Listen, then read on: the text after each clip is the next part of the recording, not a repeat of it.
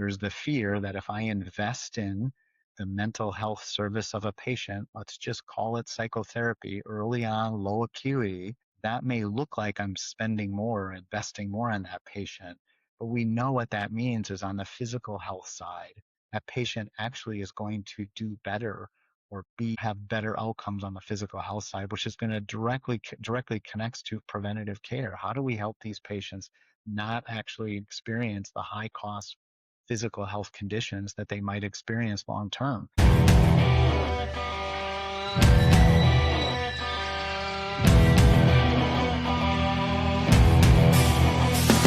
Try to fix the current system or reimagine something new? Will healthcare ever serve consumers just like me and you? The power's in our hands, but every side's gotta come together. We want the newer generations to get something better. Until we flip the script and talk about what gets prevented. Until we see the changes permanent as if we meant it. Until healthcare is finally consumer-centered. We've got a lot to rap about. Welcome back to the leading podcast about consumer-centered health. This is more than a show. This is a mission, y'all. As builders and operators, we're here to share with you the latest consumer-centered ways that healthcare is being designed, marketed, and delivered. And as consumers yourselves, we want you to understand how these options work and why they might be right for you and your loved ones. Here's what's going down today. First up, we have the Flava of the week about Oura and Resmed's new partnership. How are they creating a wearables to care strategy? And how can health become more preventive as more consumer devices become entry points to care? I'll talk about that. Then Shannon Werb, CEO of Array Behavioral Care, describes what the digital entry points for mental health look like today, the downsides of investing in digital access, and what it'll take to make virtual mental health actually feel personalized and trustworthy for patients. I'm Jared Johnson. Let's get it.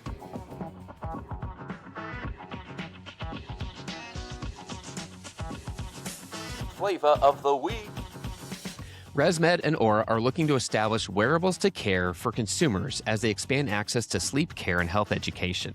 The two companies announced the partnership on May 19th, stating that Oura members can take action on changes in sleep or breathing patterns through educational resources from Resmed and pathways for accessing care. Oura members in the U.S. with Gen 3 or Ring 4 plus an active membership can be directed from nighttime breathing disturbance patterns to Resmed sleep education, a sleep assessment, a discussion guide for their clinician, and an option to connect with an independent provider.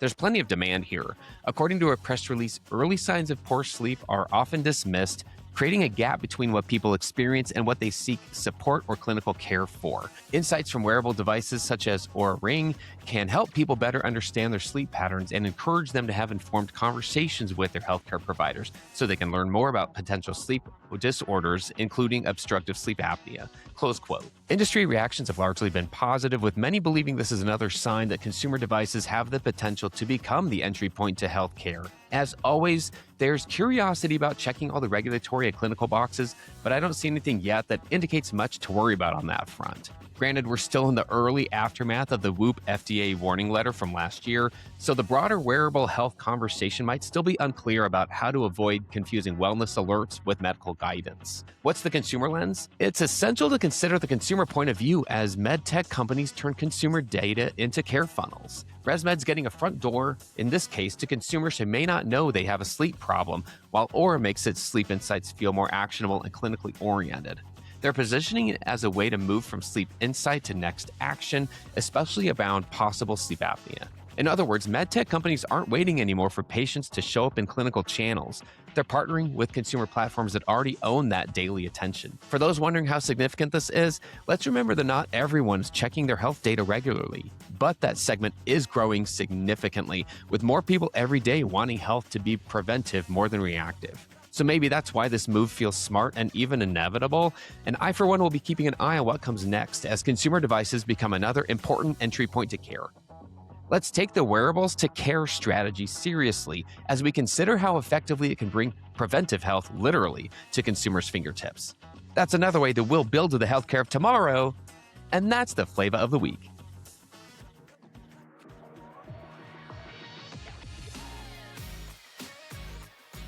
All right, let's get into the flow. Please join me in welcoming my guest this week. I'm here with Shannon Werb, Shannon's the CEO of Array Behavioral Care. Behavioral care is always in the middle of my radar screen, so I'm looking forward to hearing from him. Shannon, welcome to the show. Great, Jared. Thank you. Really excited to be here. Give us a little bit more about who you are and what you do from your background. What would you like our listeners to know? Oh, great, Jared. First of all, I think behavioral care, behavioral health is a very broad topic. When you think about Array Behavioral Care, we're really focused in the mental health space, and we are also focused and exclusively deliver all of our services virtually.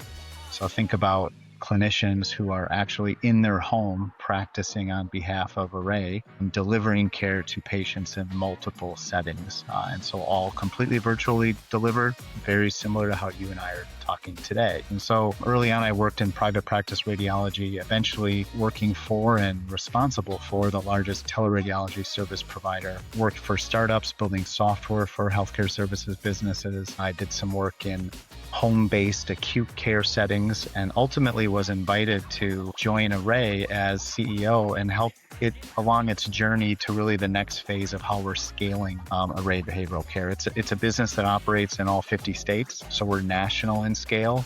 We deliver services to patients in crisis that are in the ER, all the way down to patients that might need services in a lower acuity setting like their home, as an example.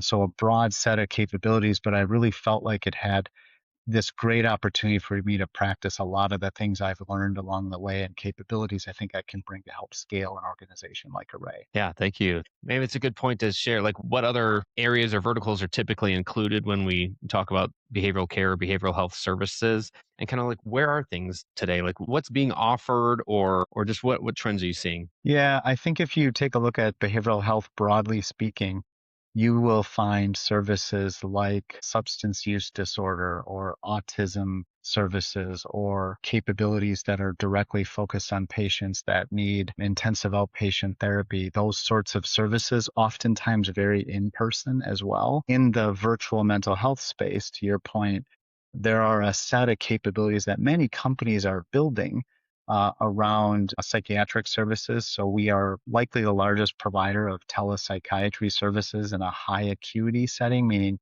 a patient shows up into the ER in crisis and needs care right now. And then you have other settings. For example, we have an outpatient business where we will virtually staff clinicians into community health clinics, tribal communities, correctional facilities, and sometimes simply the outpatient facility that is connected to a hospital where we might be treating patients in the ED as well. And then finally, another example would be patients that are in their home and they maybe they have anxiety or depression. They're in network with, behavioral health providers like us through their insurance carrier, and they might simply seek care online. And so we provide those kinds of services as well. You can simply go to our website and book an appointment with us. Typically within a couple of days, one of our clinicians will be able to perform an intake, assess your needs, and then make sure we set you up with the right kind of care long term. So it's a very broad industry. And I think when you think about Array, if you focus on any one of those three areas, home-based care or outpatient facility-based care or high acuity care in an ED, there are companies that do one or two of those things, but there aren't companies trying to approach the journey of a patient across all three of those areas. And that's something that Array is really trying to tackle in our capabilities. Nice. So what is the typical entry point? Because it would clearly be different depending on how somebody's encountering the need for the service, right? So, I mean, is there a direct to consumer component here? Or you mentioned it's sometimes through your insurance provider. How does somebody typically begin engaging? Well, Jared, I think that's one of the unfortunate areas of our industry is that it's very fragmented.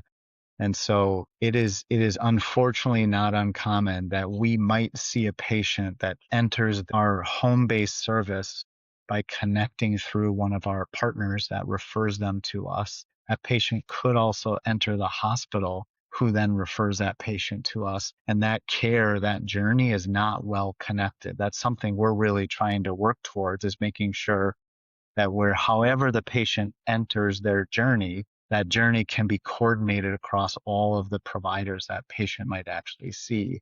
And so I think, unfortunately, for patients today, they're often navigating those entry points on their own.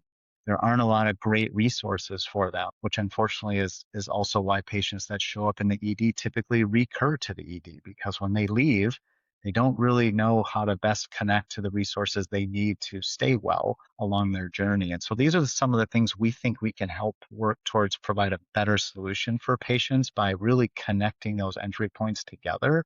So that sort of front door for a patient really doesn't matter how they enter, their care is coordinated along that journey. We do get focused so much on the digital front door aspect that I've seen this before where we don't think enough about what happens once you step through the door or it's time to come back through the door. Keep the analogy going, right? The ability to be able to understand uh, what happens after that, the patient experience in any case doesn't stop there. And I still hear us talking about it that way, as if just get them to the front door. And yeah, everything after that matters, if not as much more, Yeah. for somebody to actually, get the value of that service. Yeah, and I think in behavioral health, we've spent a number of years now, especially the last 5 years, really driving access. As unfortunately this really was exacerbated during the COVID period, where it became okay to talk about mental health, and many more people were comfortable doing so. But it also became clear as we talk about the mental health crisis that we have in this country, and I think it's been great that we've all been working on creating access and availability for patients to get access to clinicians, especially in network capabilities where it's covered by their insurance. But I think the next stage of this is to start thinking about what happens next after access. And that is, we need to deliver good coordinated care so these patients actually get better and really start to think about outcomes. And I think that's really the journey that the behavioral health industry is on right now, is moving from access to outcomes. So, what does it take here to make virtual mental health feel more personalized for the patient? Because I can see, I mean, there's still, at the end of the day, a virtual solution that's being used, but I would imagine there's things we can do to make that part of the experience feel more personalized for patients. 100%. We have a concept that we talk to. We call it delivering the right care at the right time and the right dose. And so that is our understanding. At time of intake, we've developed capabilities to assess the patient and really understand what kind of care does that patient need? When do they need that care? Can it be scheduled for later, or is it urgent and needs to happen right now? And then what's the frequency of that care that we deliver? So to your point, really personalizing the kind of care that that patient actually needs. And I think that, well, obviously proud of Array. We believe Array is well positioned because we have high acuity care that's delivered now by a psychiatrist down to outpatient therapy delivered by a therapist that might be scheduled for a couple days down the road when we need to follow up with that patient. But I also think that this is something that not just Array, the industry in general's embracing of telehealth enables that to happen even better. I often will talk about the fact that hospitals and health systems shouldn't necessarily think about building all of this on their own, or maybe it's a build versus buy. I think it's a build and buy, where you really try to figure out what parts of it are you able to invest in your own, the health system, and what parts of it should you partner. And fortunately for us, we are now proving that you can plug in virtual telehealth capabilities in many specialties, especially in the behavioral health space, to really augment the capabilities across the system. And so we think that virtual health really helps enable the customization and personalization of care, so we can deliver the care to the patients in the way that they actually need it, so they do start to get better. I see. So I'm probably not the most familiar with all of the options that are out there. I'm familiar with the options that are like marketplaces of therapists, as opposed to what you're describing, which is being treated by, a true virtual behavioral health practice. From the patient perspective, what's the difference there, just so people can understand those options more? Yeah, good question. First of all, I should probably, before I compare and contrast them, I should probably recognize everyone that's investing time and resources into building capabilities to help patients get better, regardless of the approach that you're choosing.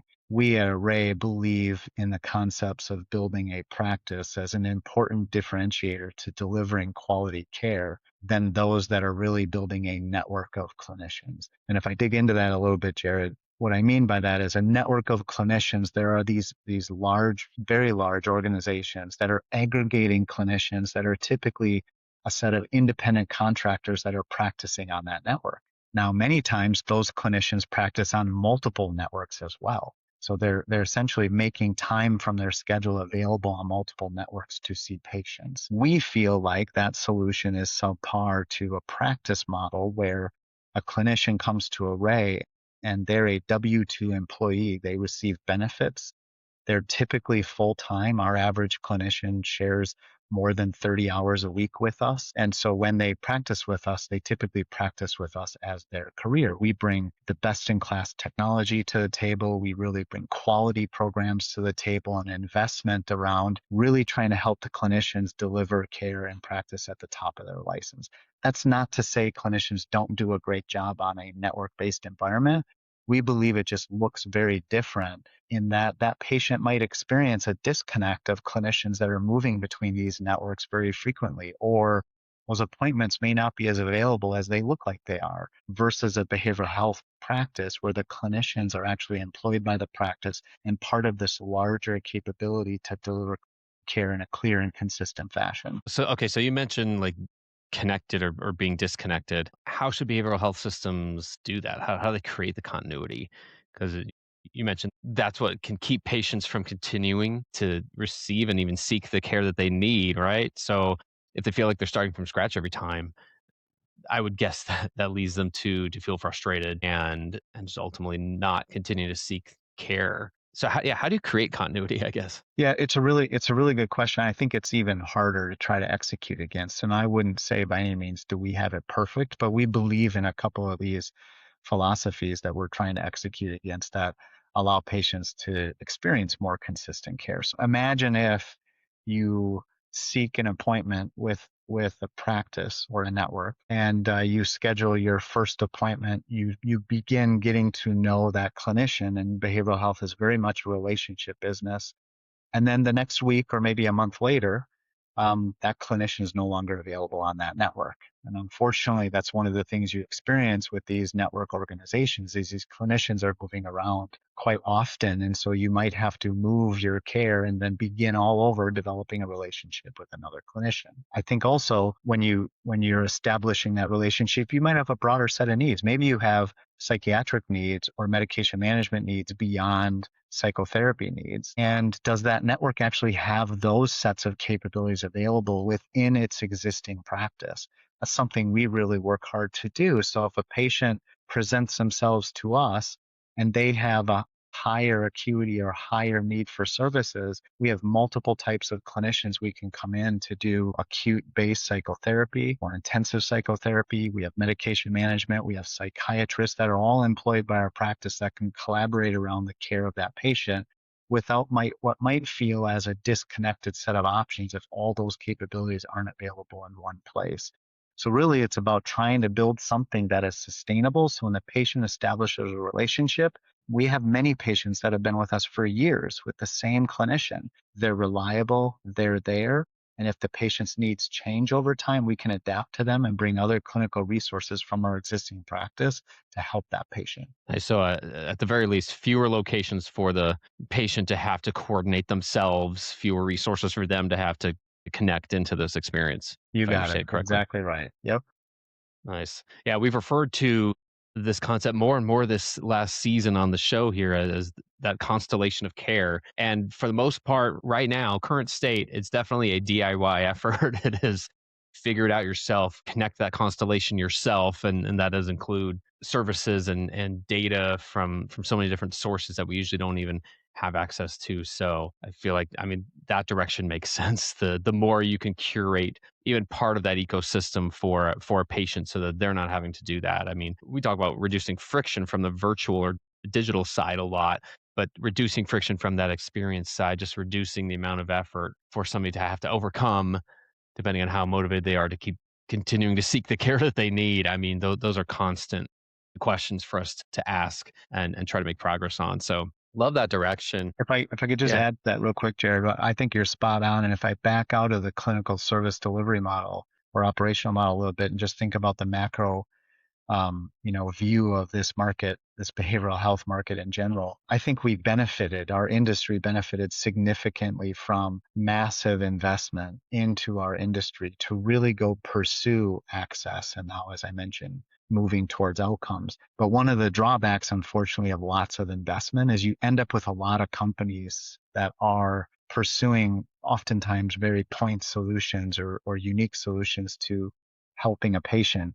And I think what that turns into is a patient, having to navigate on their own, to your point. And so I think one of the next stages from a macro perspective of our industry, we're going to start to see these ideas come together in a way that allows us to deliver more complete care to an individual patient versus them having to navigate on their own. I think consolidation is something this industry will see, and it will benefit patients. I agree. And that's important to keep an eye on from that macro perspective of where the focus is. So to that point, I'm curious where Array is focused, where you're focusing for like the next 6 to 12 months. What can you tell us about that? Most patients in this country are very much connected to some sort of hospital or health system. And so that in these hospitals and health systems have been working hard for a long time to invest in technology to modernize care delivery, meaningful use and investments in electronic health records. Unfortunately, those investments weren't seen in the behavioral health industry. I feel like the BH industry is really trying to catch up.